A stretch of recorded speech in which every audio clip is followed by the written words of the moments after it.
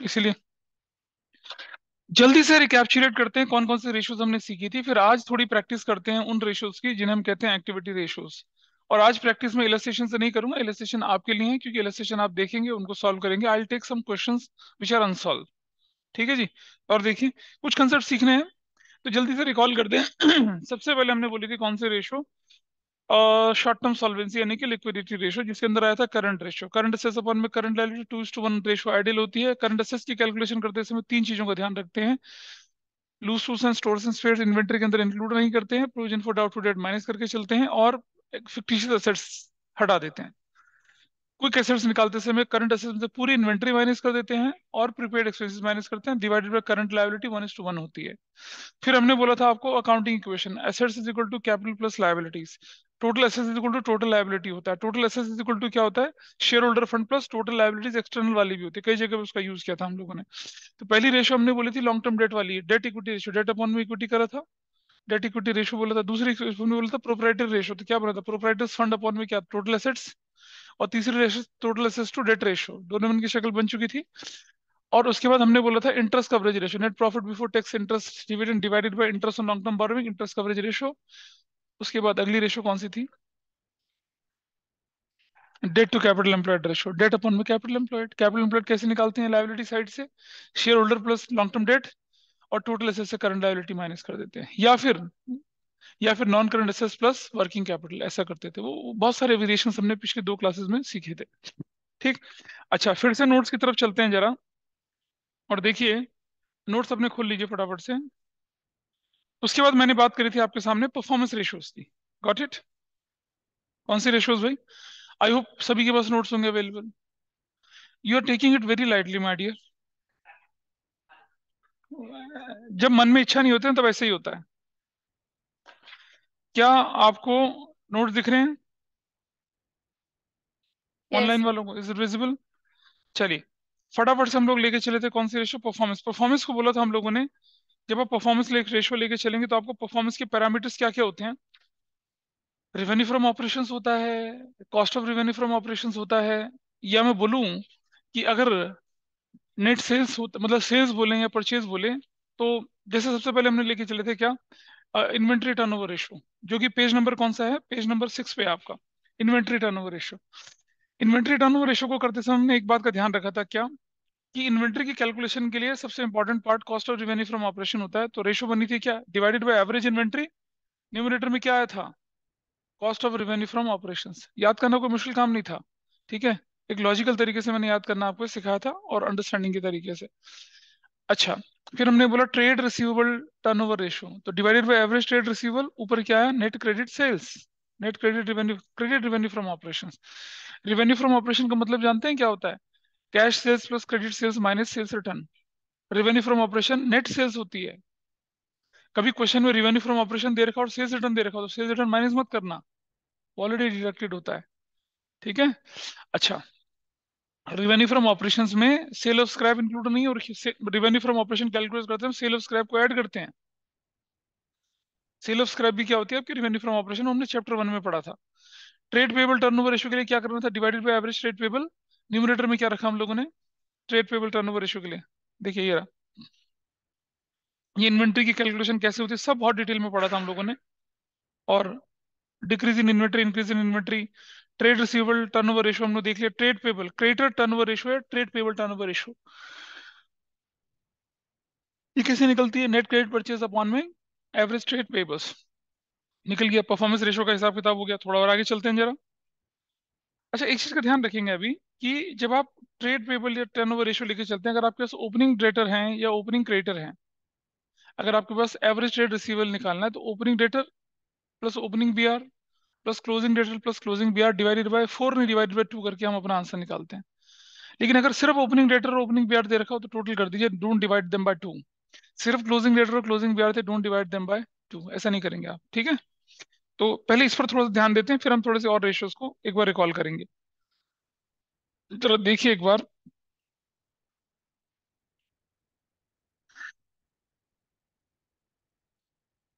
हाँ page number 7 पे right hand side पे एक छोटा सा एग्जांपल है, calculate average account receivable from the following information.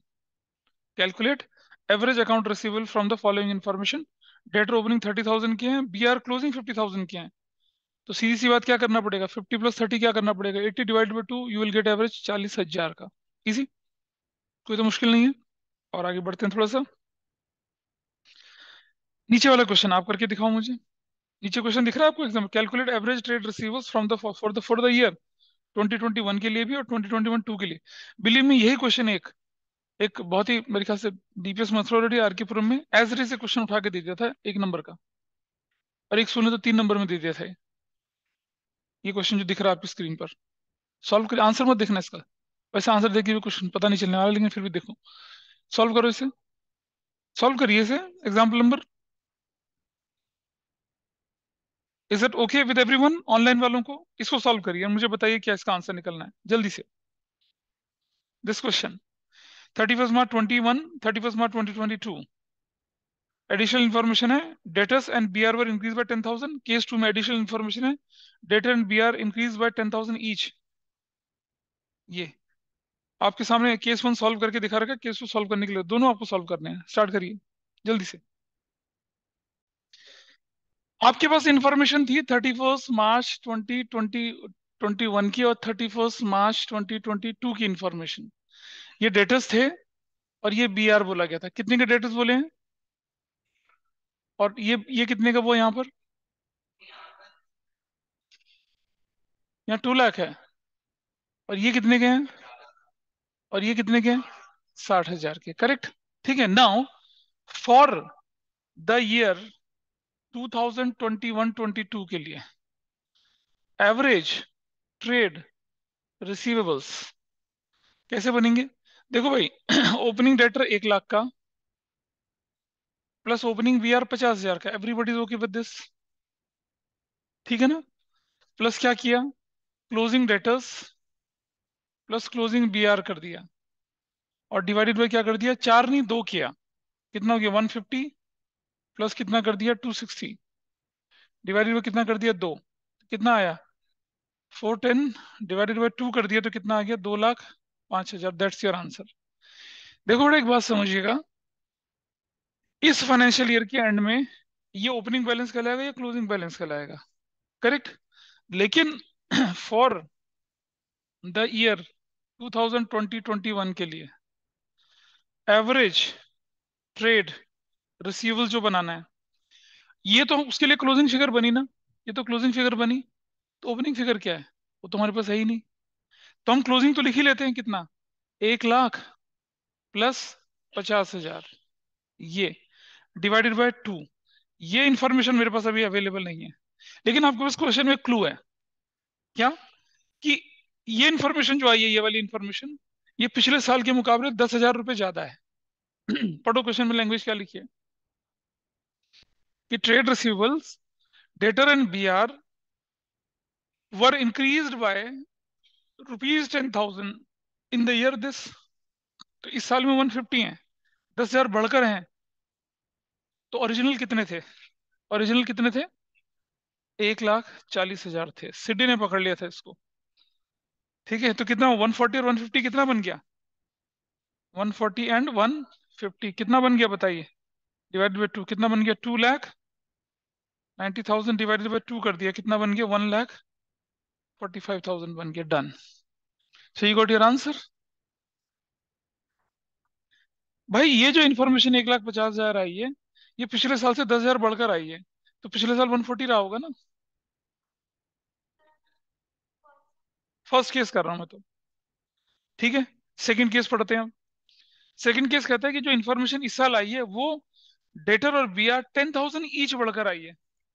यानी 10,000 डेटर बढ़े थे और 10,000 क्या बढ़े थे, बी आर। तो टोटल कितना इंक्रीज हुआ था, 20,000। तो इसका मतलब ये हुआ कि इसी केस टू के अंदर क्या इन्फॉर्मेशन आई होगी आपके पास, ये इन्फॉर्मेशन अगर 1 लाख प्लस 50,000 है, तो ये वाली इन्फॉर्मेशन कौन सी वाली, ये वाली इन्फॉर्मेशन जो ये कितनी रही होगी, 1,30,000 रही होगी, डिवाइडेड बाई 2। तो कितना हो गया, 130 प्लस कितना हो गया, 150 डिवाइडेड बाई 2, कितना हो गया, 280 डिवाइडेड बाई 2, कितना हो गया, 1,40,000। Everybody is okay with this, got the difference. तो बाई ईच का मतलब दोनों कंपोनेंट 10,000 बढ़े हैं। सिर्फ 10,000 बोला तो दोनों को मिला के 10,000 का इंक्रीज हुआ। ये क्वेश्चन के अंदर ट्रिक। अरे दूसरा साल का तो वही रहेगा ना कॉमन। दूसरे केस में दूसरे साल का तो कॉमन रहेगा, जहां गड़बड़ थी वो तो मैंने कर दिया ना। देखो बेटा समझो, इस फाइनेंशियल ईयर 21-22 के लिए कोई मुश्किल नहीं है, ओपनिंग है क्लोजिंग है खत्म। लेकिन इस फाइनेंशियल के लिए क्लोजिंग है ये, ओपनिंग के लिए क्लू दे रखा था। ये चीज ध्यान रखनी थी आपको। सिर्फ एक नंबर का क्वेश्चन, एवरेज निकाल लीजिए कैसे करना है। I hope this is fine with everyone. Chill है ना, कर लिया? समझ में आ गया ना अब तो? ऑनलाइन में समझ में आया सबको? बोलिए। Yes sir. चल थोड़ा आगे बढ़ते हैं अब। अच्छा, फिर उसके बाद ध्यान करिए कि मैंने आपको बताया था बाकी की रेशोज जो होती हैं आपकी कौन कौन सी थी। Trade receivable turnover ratio, trade payable turnover ratio, working capital turnover ratio. Please सुनिए, फिर मैं आगे बढ़ता हूँ। वर्किंग कैपिटल टर्नओवर रेशो का फॉर्मूला क्या बनाया था? Revenue from operation divided by क्या? वर्किंग कैपिटल कर दिया था। इसके बाद दो छुटपुट न्यू रेशो हमारे पास ऐड हुई थी, जो क्या? Fix asset turnover ratio. वो कैसे ऐड, वो क्या फिक्स एसेट टर्नओवर रेशो का फॉर्मूला क्या था? ऑब्वियस सी बात है, डिवाइडेड बाय फिक्स एसेट्स। ऊपर क्या? Cost of revenue from operations. भाई cost of revenue from operation है नेट क्रेडिट सेल्स, इसके आसपास घूम रही हैं चीजें। हद से हद ट्रेड नेट क्रेडिट परचेज और क्रेडिट सेल्स के साथ साथ घूम रही हैं। तो क्रेडिट सेल्स और क्रेडिट परचेज के साथ तो ट्रेड रिसीवेबल और ट्रेड पेबल थी, अलग हटा दिया। और आप ये भी देख रहे हैं कि अगर क्रेडिटर टर्नओवर रेशियो तो divided by average creditor, working capital तो divided by working capital, total assess fix assess turnover ratio तो डिवाइडेड बाय फिक्स असेस। ऊपर क्या लिखा था? पिछली क्लास में डिस्कशन किया था हमने, cost of revenue from operations की बात करी थी हम लोगों ने। हाँ तो 1,30,000 तो लिखा है, वो तो आंसर लिखा हुआ है। आंसर कितना है? आंसर 140 तो लिखा है उसमें भी। फिर डाउट क्या है? कहाँ 130 लिखा है?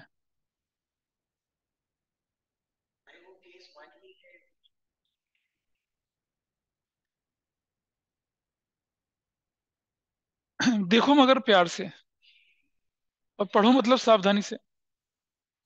अच्छा, net assets turnover ratio, net assets capital employed को कहते हैं, या कैपिटल एम्प्लॉयड टर्नओवर रेशो, या इन्वेस्टमेंट टर्नओवर रेशो। तो फॉर्मूला क्या बना है इसका? Revenue from operations divided by क्या कर दिया? Capital employed. Revenue from operation divided by capital employed करके रखें। देखो आपको जो कंफ्यूजन होगा वो किसके अंदर होगा? वर्किंग कैपिटल के अंदर होगा, total assets turnover ratio, fix assets turnover ratio, और इसमें होगा। तो उसे बहुत ध्यान से रखेंगे अपने दिमाग में। बाकी तो सब रेशो बहुत लॉजिकल है, कोई परेशानी नहीं आती, लॉजिकल तो ये भी है। चलो एक और अच्छी चीज सीखते हैं आप अपने पेज नंबर 8 पे आ जाइए, और आपके सामने एक आ रहा है पॉइंट, डेट कलेक्शन पीरियड या debtor velocity. Debt collection period या डेटर वेलोसिटी लिख रहा है। ये क्वेश्चन कई बार आता है एक हिडन और साइलेंट किलर के रूप में। मतलब बच्चों को मतलब समझ ले, खत्म करने के लिए चीज आती है, उनके कंसेप्ट को खराब करने के लिए चीज आती है, लेकिन I definitely address it today. Debt collection period जो होता है डेज में, उसका एक्चुअल फॉर्मूला है average trade receivable. Average trade receivable जानते हैं ना? Opening debtor opening BR plus closing debtor plus closing BR divided by 2। और average daily net credit sales, average daily net credit sales. Debt collection period का मतलब ये है कि कितने दिनों में हमारे डेटर्स हमें पैसा देते हैं, 10 दिन में, 15 दिन में, 20 दिन में, 25 दिन में। इससे फायदा क्या होता है? इससे फायदा होता है कि अगर हमारे डेटर की रिकवरी हो रही है, जैसे मान लो मैं बोलता हूँ कि मैं आप लोगों से फीस लेता हूँ, मैंने फीस का एक मैसेज डाला सपोज महीने के पहली तारीख को, और मेरी फीस की रिकवरी पूरा महीने चलती है। फिर इवन ही फाइल मैसेज की भाई मुझे 15 तारीख तक दे देना, लेकिन फिर भी मेरी रिकवरी कब तक चलती है? ऑन एन एवरेज महीने के आखिर तक, हो सकता है अगले महीने तक भी चली जाती है। ठीक है। अब मैं देखता हूँ कि भाई मेरे कुछ बच्चों ने मुझे 10 दिन में दे दिया, कुछ मैंने 15 दिन में दे दिया, कुछ ने एक महीने दिया, मैं सबका एवरेज निकाल लेता हूँ। ठीक। तो मैंने देखा कि मेरी ऑन एन एवरेज मतलब 16 दिन में मेरी फीस की रिकवरी हो जाती है। तो मैं अपने एक्सपेंडिचर उस तरह से प्लान करूंगा ना, है ना, 16 डेज का मार्जिन लेके चलूंगा। तो डेट कलेक्शन पीरियड का भी यही है। मैं नया ऑर्डर प्लेस करने जा रहा हूँ, मैं रॉ मटेरियल खरीदने जा रहा हूँ, लेकिन मुझे मालूम है कि मेरे डेटर मेरी जो उधारी है वो मेरी 20 दिन में, 25 दिन में, 27 दिन में मिल जाती है। तो उसके हिसाब से मैं पेमेंट का हिसाब किताब रखूंगा ना, उसके हिसाब से मैं परचेज करूंगा, उसके हिसाब से उधारी उठाऊंगा मार्केट से, उसके हिसाब से अपने लोन इंटरेस्ट वगैरह का सेटलमेंट करूंगा। ये फायदा होता है। इसी तरह से हमें ऑन एन एवरेज पेमेंट करने के लिए कितना टाइम, उसे कहते हैं एवरेज पेमेंट पीरियड। ये दोनों बहुत इंपॉर्टेंट कंसेप्ट है, प्रैक्टिकल कंसेप्ट है ज्यादा, है ना। तो आपके हाथ में कैश कब आ रहा है और कब कब आप मालूम, मुझे पर लग रहा है कि भाई मुझे अपने क्रेडिटर को पेमेंट करनी होती है 30 डेज में करनी होती है, तो मैं एक महीने का मार्जिन लेके चलूंगा। रिकवरी मेरे 15 दिन में, पेमेंट मेरी 30 डेज में, तो मैं अपने फंड्स को उस हिसाब से रोटेट करूंगा, उस हिसाब से उधार दूंगा, उस हिसाब से उधार लूंगा। है ना, उस हिसाब से लोन लूंगा, उस हिसाब से लोन दूंगा, ऐसा करके चलेंगे।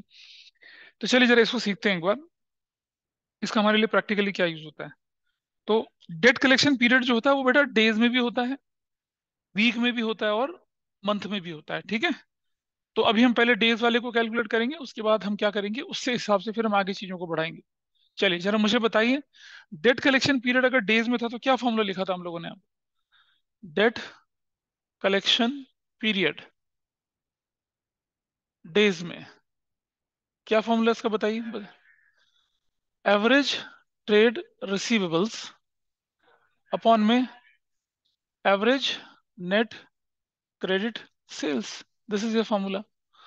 अब जो एवरेज नेट क्रेडिट सेल्स है, ध्यान से सुनना, एवरेज नेट क्रेडिट सेल्स कैसे निकलेगी जरा देखिए आप। वो निकलेगी कैसे? डिवाइडेड बाय 365 करूंगा, है ना भाई, मुझे डेज में निकालनी है। वीक में निकालनी है तो डिवाइडेड 52 करूंगा, ईयर मंथ में निकालनी है तो डिवाइडेड बाय 12 करूंगा, और ऊपर क्या हो जाएगा? Net credit sales of the year, net credit sales of the year, है ना, net credit sales of the year. Got it. अब ये जो फॉर्मूला मेरा क्या बनेगा, ये ध्यान से सुनना, एवरेज ट्रेड रिसीवेबल्स, है ना, ये डिवाइडेड बाय ये चीज, हाँ या ना बताइए, क्या? नेट क्रेडिट सेल्स अपन ईयर तो ऑब्वियस है, 365। अब अगर डिवीजन के साइन को मैं अगर चेंज करना था तो कैसे चेंज करूंगा? क्या करूंगा? इनटू 365 अपॉन में क्या? नेट क्रेडिट, नहीं हमने फॉर्मूला उल्टा कर दिया। ये फॉर्मूला देखना क्या था, देखो, यही फॉर्मूला लिखा है। अच्छा ठीक है, बिल्कुल सही करा। अब एवरेज ट्रेड रिसीवेबल्स, है ना, डिवाइडेड बाय क्या कर दिया? नेट क्रेडिट सेल्स इंटू 365 कर दिया, करेक्ट। अब मुझे बताइए, ये जो है ये डेटा टर्नओवर रेशो को उल्टा करके नहीं रखा हुआ? डेटा टर्नओवर रेशो क्या होती है? नेट क्रेडिट सेल्स अपॉन में एवरेज ट्रेड रिसीवेबल, उल्टी रखी हुई है ना। ऐसे नहीं कर सकते 1 अपॉन में डेटा टर्नओवर रेशो, हाँ या ना बताइए, कर सकते हो ना, इंटू 365, और रिफाइन करूंगा तो क्या हो जाएगा? 365 अपॉन में डेटा टर्नओवर रेशो। अगर डेज में चाहिए डेट कलेक्शन पीरियड तो कैसे निकाल सकते हैं आप? 365 अपॉन में डेटा टर्नओवर रेशो, वीक में चाहिए तो 52 अपॉन में डेटा टर्नओवर रेशो, और अगर क्या चाहिए, मंथ में चाहिए तो 12 अपॉन में डेटा टर्नओवर रेशो। बेटा मैं तुम्हें क्या बोला था मैंने, कि सिलेबस की बंदिश के साथ मेरे साथ मत पढ़ो। कहीं भूले भटके किसी जगह पर अगर सीबीएसई ने एक क्वेश्चन डाल दिया तो तुम ये थोड़ी बोलोगे कि because it was out of syllabus. However letter marking scheme में जब मॉडिफिकेशन होंगे, जो होंगे, जैसा भी होगा, क्या पता माने क्या पता ना माने, ठीक है। और ज्ञान अगर मिल रहा है तो बटोर लीजिए ना उसको। हाँ नहीं कराया था ना स्कूल में, नहीं कराया, किसी ने नहीं कराया होगा स्कूल में, पर मैं थोड़ा सा एक्स्ट्रा लेके चलता हूँ चीजों को।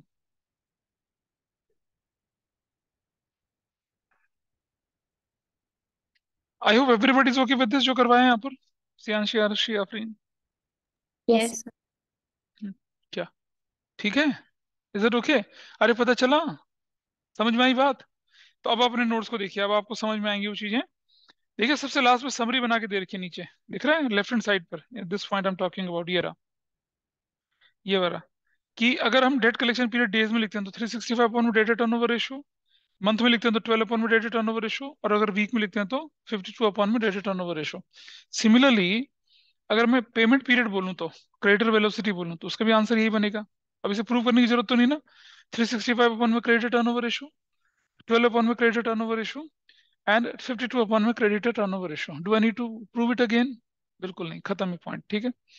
इसका इस्तेमाल कहाँ होता है वो मैं दिखाता हूँ। आपकी किताब में भूले भटके एक छोटू सा क्वेश्चन है, open up question number 90 in your text book, खोलिए फटाफट से सब लोग, क्वेश्चन नंबर 90, 90, और देखें जरा पेज नंबर, छोड़ दीजिए, पेज नंबर देखिए आप। और मुझे लग रहा है कैश फ्लो तो आपने भूल ही गए होंगे सारे लोग, है ना, कैश फ्लो तो भूल गए होंगे सब लोग अच्छे से, है ना। सिटी कहता है याद कब था जो भूलूंगा।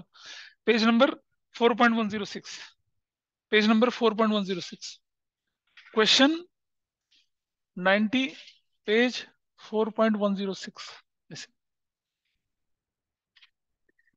इसे करिए फटाफट से जरा, जस्ट सॉल्व इट। चलो, इन्फॉर्मेशन बताइए क्या दी हुई है ना आपके पास। देखिए, नोन से अननोन की तरफ चलना है। What information is there with you? Credit sales 4 lakh, उसके अलावा? हाँ, डेट कलेक्शन पीरियड जो होता है वो किसके बराबर है? यहाँ पर किसके बराबर होता है बताइए? नहीं बेटा, थ्री अपॉन में डेटर टर्नओवर रेशो, जो बराबर किसके है? 36 के बराबर है। तो बताइए, क्रॉस मल्टीप्लीकेशन करूं तो क्या हो जाएगा? Debtor turnover ratio is equal to 360 upon में 36 इज इक्वल टू 10 हो जाएगा। Everybody is okay? Debtor turnover क्या हो जाएगा? 10 हो जाएगा, हाँ या ना? एग्री करते हो इस बात से? कोई डाउट तो नहीं? किसी किसी को भी ऑनलाइन ऑफलाइन उधर से नहीं पता चला क्या हुआ? अरे पहले समझ में आया नहीं आया ये? बेटा, डेट कलेक्शन पीरियड का फॉर्मूला है 365 अपॉन में डेटेड टर्नओवर रेशो। इसने बोला कि ईयर को 360 लेके चलो, 365 नहीं बोला, इसलिए फ्रैक्शन में नहीं आएगा। समझिए इस बात को। तो मैंने 360 अपॉन में डेटेड टर्नओवर रेशो रखा। अच्छा चलो, मैं थोड़ा सा और अच्छे करके दिखाता हूँ। देखो, क्रॉस मल्टीप्लीकेशन क्या होगी? 36 into data turnover ratio is equal to 360। और अब data turnover ratio is equal to क्या हो जाएगा? 360 अपॉन में 36 बराबर है 10। अब ठीक है? अरे अब ठीक है? हाँ, अच्छा, ठीक है। अच्छा, इज दैट ओके? ये चीज समझ में आई, डेटा टर्नओवर रेशो? हाँ। अब देखिए आप, अब आपके पास क्या है? अब आप जानते हैं कि डेटर टर्नओवर रेशो जो होती है वो किसके बराबर होती है? किसके बराबर होती है? बोलो। अरे यार, credit revenue from operation, operation upon में एवरेज ट्रेड रिसीवेबल्स, जो कि हमारे पास कितनी तरीके 10 दे रखी है। क्या एवरेज ट्रेड रिसीवेबल है क्वेश्चन में आपके पास? नहीं है, वही ढूंढना है। क्या क्रेडिट रेवेन्यू फ्रॉम ऑपरेशन है? 4 लाख है, तो क्या कर दिया? 4 lakh divided by average trade receivables is equal to 10/1। Cross multiplication मारो जरा, कितना होता है? एवरेज ट्रेड रिसीवेबल्स, ये जो है क्या हो जाएगा? देखो, क्रॉस मल्टीप्लीकेशन करते हैं, ठीक है? तो मतलब 10 into average trade receivable is equal to 4 lakh. Is that okay? Average trade receivables बराबर है 4 लाख अपॉन में 10 इज इक्वल टू 40,000। ये है क्लियर? और आपको ध्यान होगा, पिछली क्लास में मैंने बताया था कि if opening debtor is x, closing is 2x, average, याद है ऐसी कुछ इन्फॉर्मेशन? अब जरा इसकी इन्फॉर्मेशन क्वेश्चन में देखिए क्या लिखी हुई है। If, what is mention? If what? Closing trade receivable या ओपनिंग? हाँ, तो लेट ओपनिंग ट्रेड रिसीवेबल्स बराबर है कितने के? एक्स। तो closing trade receivables x plus कितना हो जाएगा? 6,000 हो जाएगा। ठीक है जी, ये हो जाएगा, समझ रहे हैं? उधर से कॉल लीजिए। और एवरेज ट्रेड रिसीवेबल्स जो होंगे वो क्या होंगे? X plus 6,000 divided by 2 is equal to कितना? 40,000। यानी कि 2x plus 6,000 is equal to कितना? 80,000। और 2x इज इक्वल टू कितना? 80,000 माइनस 6,000 बराबर है कितना? 74,000। And x is equal to कितना? 74,000 divided by 2 is what? 37,000। Correct? क्या निकला? ये x निकला ना? अच्छा, तो this is what? This is your opening trade receivables. So closing trade receivables क्या हो जाएगा? 37,000 प्लस कितना करूंगा मैं बताइए? 6,000 which is 43,000। And you got your answer. Easy. क्यों करवाया था मैंने क्वेश्चन, समझ में आया? क्यों डेट कलेक्शन पीरियड की बात करी थी मैंने? ठीक है? And it is immensely helpful in your senior classes, this particular concept.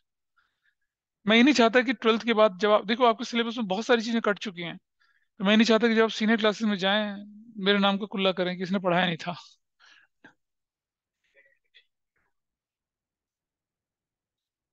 हाँ। नहीं, ऐसा थोड़ी होना है। बिना डेट कलेक्शन पीरियड कैसे होगा क्वेश्चन ये?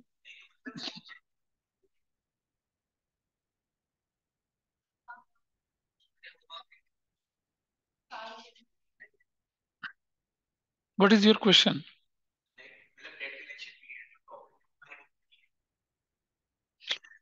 मुझे नहीं पता बुक में है या नहीं, लेकिन लेकिन मैंने आपको करवा दिया, ताकि अगर कभी भूले भटके कहीं से क्वेश्चन आ जाए या इधर से आ जाए, क्योंकि सीयूटी भी तो देना है आपने, आ जाए तो क्या, कितना कितना सिर्फ इसमें तो सिर्फ सोचना है और छोटी छोटी रफ कैलकुलेशन करनी है।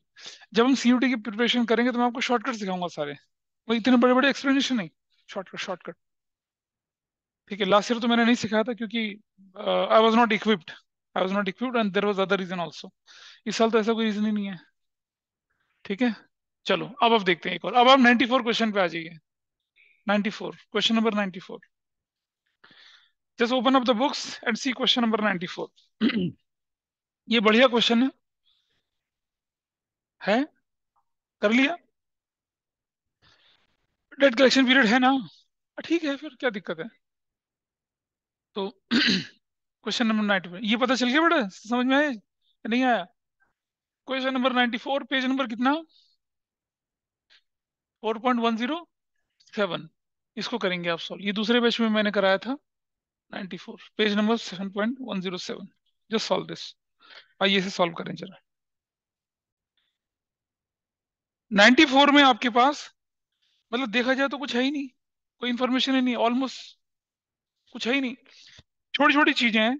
आपको trade receivable turnover ratio 3 times बोला हुआ है। चलो उसी को लिख लेते हैं पहले, उससे कुछ निकल जाए तो। मैं क्या लिख रहा हूँ यहाँ पर? ट्रेड रिसीवेबल्स टर्नओवर रेशो किसके बराबर होती है? बताइए, किसके बराबर होती है? Credit revenue from operations upon में क्या, ये होती किसके बराबर? Credit revenue from operations upon में क्या होता है बताइए? अपॉन में एवरेज ट्रेड रिसीवेबल्स, यही होता है, जो कि कितना दे रखी है आपके उस क्वेश्चन में? 3 टाइम्स दे रखी है। ठीक है। और आपके पास तो है ही नहीं, आपके पास तो cost of revenue from operations नहीं है आपके पास, कुछ आपके पास तो कुछ है ही नहीं। मतलब अगर मुझे ये मिल जाए, मुझे ये मिल जाए, मतलब अगर कुछ तो मिल जाए मेरे पास ताकि मेरा काम बन सके 3 टाइम्स, मैं इसको नंबर 1 दे देता हूँ। इक्वेशन नंबर 1 बोल दिया इसको, जैसे मैथ्स में करते हैं ना, इक्वेशन नंबर 1 2 ऐसा कर दिया मैंने, क्योंकि इसके अंदर मुझे वैल्यू प्लेस करके कुछ निकालना पड़ेगा। एक हल्की सी उम्मीद की किरण मुझे दिखती है, जिसमें लिखा है कि gross profit 25% of revenue from operation है। तो अगर मैं कहीं से ढूंढ पाऊं, और मेरे पास क्वेश्चन में क्रेडिट कॉस्ट ऑफ रेवेन्यू है, तो चलो, let let revenue from operations बराबर है एक्स। ठीक है जी, रेवेन्यू फ्रॉम ऑपरेशन एक्स है, तो ग्रॉस प्रॉफिट क्या हो जाएगा बताइए? एक्स का 25/100 x/4 हो जाएगा। हाँ है ना, बता। अगर रेवेन्यू फ्रॉम ऑपरेशन एक्स है तो ग्रॉस प्रॉफिट तो इस पे निकलता है। ग्रॉस प्रॉफिट की कैलकुलेशन तो रेवेन्यू फ्रॉम ऑपरेशन पे तो निकलती है। How will you calculate profit on sales? ठीक है, अच्छा। नाउ नाउ देखिए, gross profit is equal to क्या होता है? Revenue from operations minus cost of revenue from operations. तो ग्रॉस प्रॉफिट आपके पास x/4 है। अगर कुछ ना बोला जाए तो ग्रॉस प्रॉफिट हमेशा किस पे निकलता है? नेट सेल्स पे निकलता है, ये ध्यान रखना, जब तक कि वो बोले ना। रेवेन्यू फ्रॉम ऑपरेशन कितना हो गया आपके पास? एक्स है। और cost of revenue from operation question में गिवन है। यस, 3 लाख गिवन है। इजी। अब आप देखिए क्या हो जाएगा। X minus x/4 is equal to कितना? 3 lakh. Everybody is okay with this? 4x minus X upon में 4 इज इक्वल टू कितना? 3 lakh. Everybody is okay with this? 3/4 x is equal to कितना? 3 lakh. Everybody is okay with this? x is equal to कितना? 3 lakh into 4/3। What is x? 4 lakh. x you got 4 lakh. Clear है मान लो यहाँ तक? बताइए। हाँ है ना। एक्स निकला हमारे पास क्या, 4 लाख रुपए का। ठीक है जी। एक्स निकल गया 4 लाख रुपए का। और एक्स जब 4 लाख निकला तो हम एक और चीज निकाल सकते हैं इसमें से, क्या मतलब हमारे पास रिवेन्यू फ्रॉम ऑपरेशन जो है, ऑपरेशंस जो हमारे पास कितना निकल आया वो, 4 लाख निकल आया। Got it. अब मैं यहाँ रखूँ इस इक्वेशन में तो मेरा कुछ और भी काम हो सकता है। लेकिन अभी हमारे पास क्या है, अभी हमारे पास काम पूरा नहीं हुआ है। अभी तो सर रिवेन्यू फ्रॉम ऑपरेशन निकला ना, क्रेडिट तो निकला ही नहीं है। लेकिन आपके पास एक क्लू और है कि cash revenue from operation is one third of credit revenue from operation. Cash revenue from operation is one third of credit. तो let credit revenue from operations बराबर है वाई। तो भाई कैश रिवेन्यू फ्रॉम ऑपरेशंस क्या हो जाएगा, Y by 3 हो जाएगा। वाई बाई 3 होगा ना। क्लियर है। अच्छा, अब आप मुझे बताइए कि रेवेन्यू फ्रॉम ऑपरेशंस जो है वो क्या होगा, Y by 3 is equal to कितना हो जाएगा, 4 लाख। क्या everybody is okay with this. Cash और क्रेडिट को जोड़ूंगा तभी तो रेवेन्यू फ्रॉम ऑपरेशन बनता है। डॉक्टर कोहली बताइए। अरे ठीक है या नहीं है, एग्री करते हैं सब लोग इधर से, इधर से, ऑनलाइन वाले। कैश और क्रेडिट को जोड़ूंगा तभी तो टोटल रेवेन्यू फ्रॉम ऑपरेशन बनता है आपका। अब ये बताइए कितना बनता है, 4/3। वाई इज इक्वल टू कितना, 4 लाख रुपए ली, एवरीबडीज ओके, तीन और तीन चार। वाई इज इक्वल टू कितना हो गया, 4 लाख इंटू 3/4, तो कितना आ गया, 3 लाख। वाई क्या चीज है, वाई क्या चीज है, what is Y, credit revenue from operations. Got it. यही तो है। नाउ, अब नाउ फ्रॉम इक्वेशन 1, ऊपर वाली इक्वेशन में तो क्या रखूंगा बताइए मुझे। Credit revenue from operation 3 lakh, average trade receivables is equal to कितना, 3/1।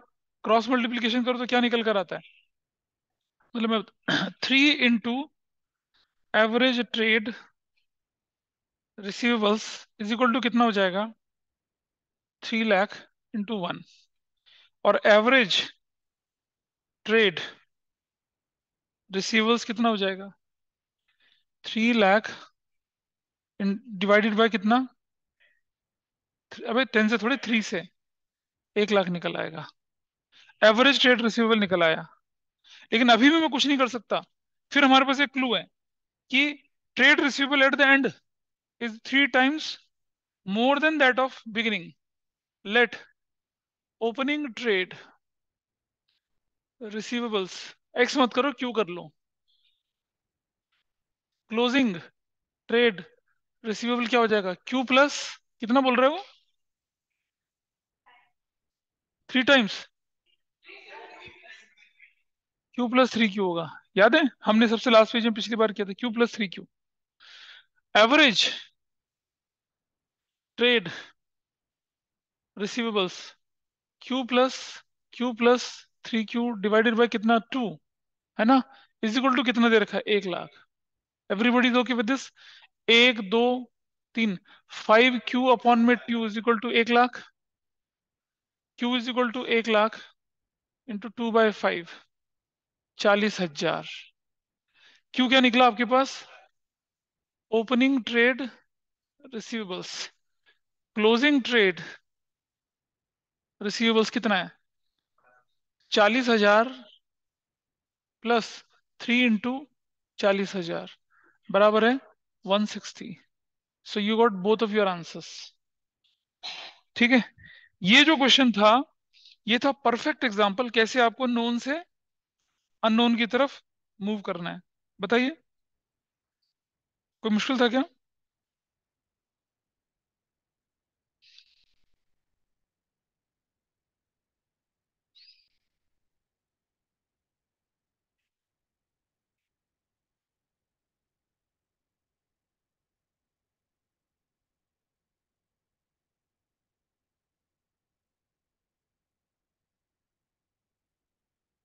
अच्छा, चलो देखें जरा।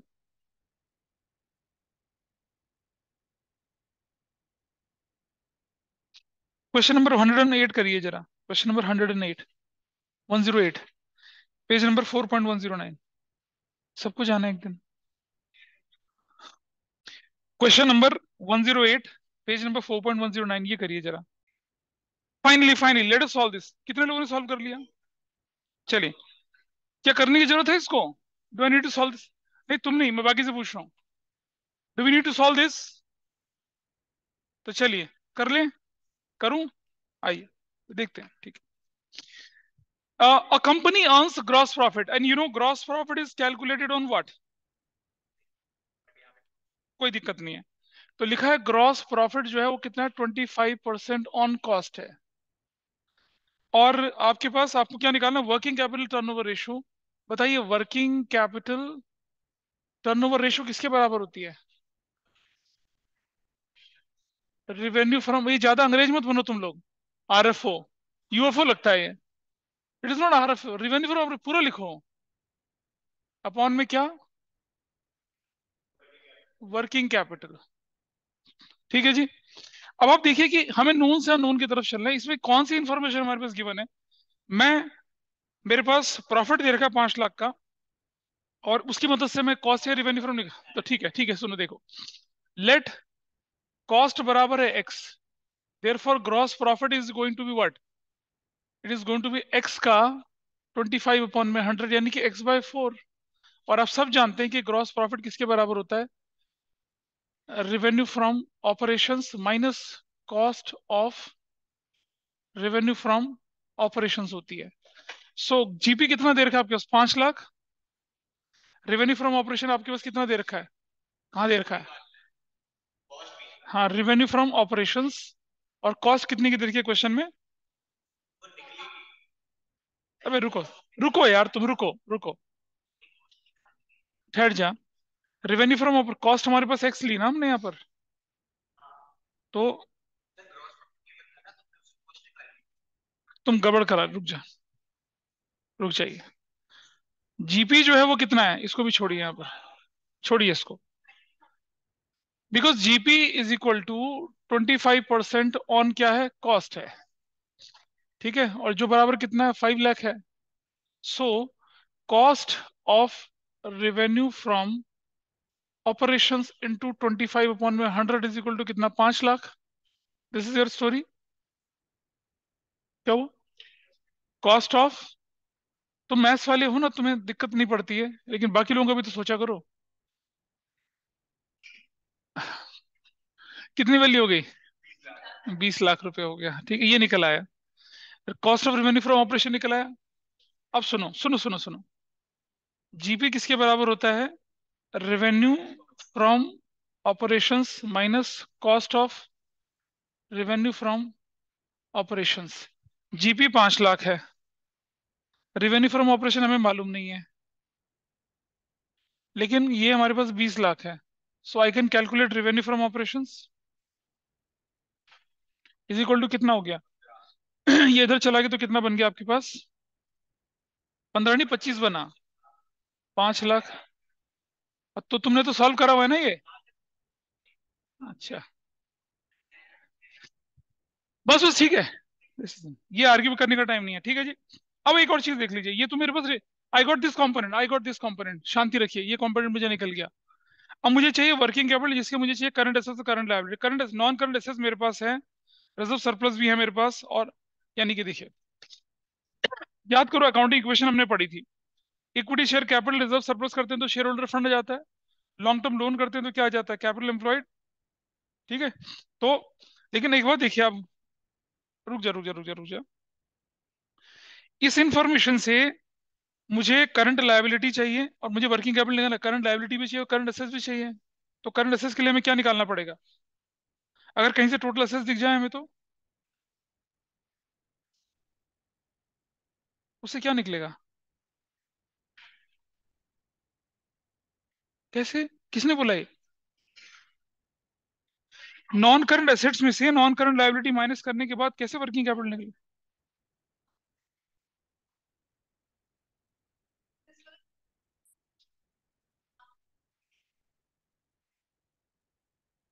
रुक जा रुक जा रुक जा रुक जा रुक जा, कुछ नहीं, नहीं वो तुम ठीक है, ठीक है, ध्यान से समझिए।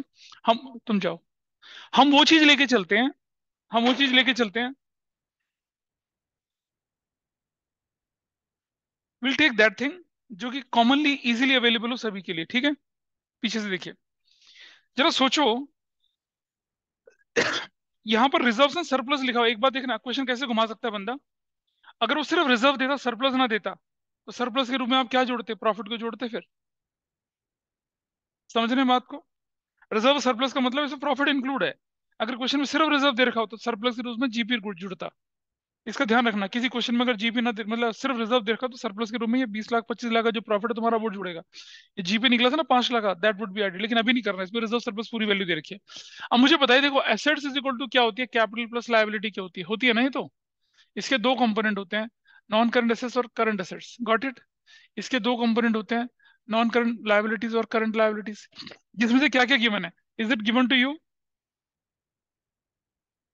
इक्विटी शेयर कैपिटल कितना, 10 लाख, ध्यान से देखना मैं इसको करके दिखा दूंगा, प्लस रिजर्व सरप्लस कितने का, 2 लाख रुपए का। ये तो आपके पास क्या आ गया, शेयर होल्डर फंड आ गया। नॉन करंट लायबिलिटी कितने की दे रखी है आपके पास, कितने की, 3 लाख रुपए की, ये भी आपके पास है। और इधर क्या दे रखा है आपके पास, नॉन करंट एसेट्स कितने की दे रखी है, 10 लाख की दे रखी है। अब हमें तो क्या निकालना है, करंट एसेट्स और करंट लायबिलिटी तो निकालना है। अब कैसे निकलेगा बताओ, क्या हाँ, हाँ तो कैसे निकलेगा। ये देखो, ये देखो, ये कितनी वैल्यू है, 10 लाख, ठीक है। प्लस ये वाला हिस्सा याद है ना, non current assets plus working capital is equal to, क्योंकि यहां से ये पोर्शन उठा लिया मैंने, देख पा रहे हो बात को। अदरवाइज वैसे समझाना मुश्किल पड़ता है, समझिएगा। ये और दोनों कंपोनेंट में मिला लेते तो यहाँ सिर्फ करंट लायबिलिटी बचता है ना। ये दोनों कंपोनेंट मिला के कितने बनते हैं, 10 और 2 12 और 3 कितना बनते हैं, 15 लाख बनते हैं।